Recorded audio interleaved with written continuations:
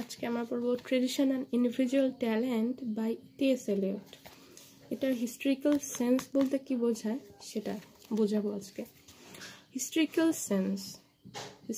Sense বলতে অনেকে বলবে যে হিস্ট্রিটাকে জানা, but this is historical knowledge and historical sense কখনোই এক না।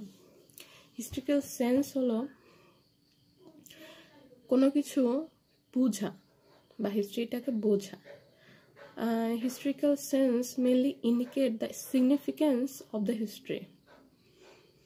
যেরকম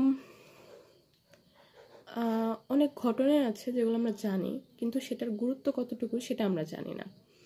Historical sense is understanding not only pastness of the past but of the presence. যে 1971 সালে আমাদের মুক্তিযুদ্ধ হয়েছিল এটা আমরা সবাই জানি।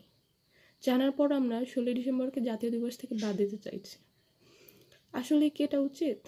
আমরা যদি সেই হিস্ট্রিক্যাল সেন্স থাকতো বা আমরা যদি সেই হিস্ট্রির সিগনিফিকেন্স বুঝতাম যেটার গুরুত্ব কতটুকু, তাহলে আমরা কখনোই বাদ দিতে চাইতাম না।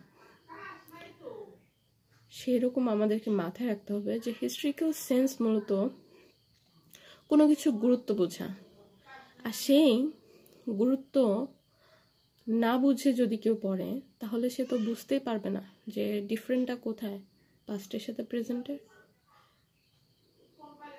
পাস্ট বলতে এখানে শুধু পাস্ট বোঝাচ্ছে না, not only indicate past, its significance. আর হিস্ট্রিক্যাল সেন্স থাকলেই তবে পাস্ট অ্যান্ড প্রেজেন্টকে কম্বাইন করে একটা আর্টিস্ট নতুন কিছু গড়ে তুলতে পারবে। নতুন কিছু গড়ে তোলা বলতে তা আর্টকে গুরুত্বপূর্ণ করতে হলে তাকে পাস্ট অ্যান্ড প্রেজেন্টের একটা কম্বিনেশন করতে হবে। যারা ডেড রাইটার্স আছে তাদেরকে জানতে হবে, তাদের কাজ জানতে হবে, তবে সেই কাজটাই আমাদেরকে ইনফ্লুয়েন্স করে মূলত নতুন কিছু তৈরি করাতে। আমরা নিজেরা কেউ ইন্ডিভিজুয়াল ট্যালেন্ট না, আমাদের আশেপাশে সব কিছু থেকে আমরা ইনফ্লুয়েন্স হই, অনেক রাইটার থেকে, অনেক আর্টিস্টদের থেকে অবশ্যই ইনফ্লুয়েন্স হই, তারপর আমরা নতুন কিছু করতে পারি।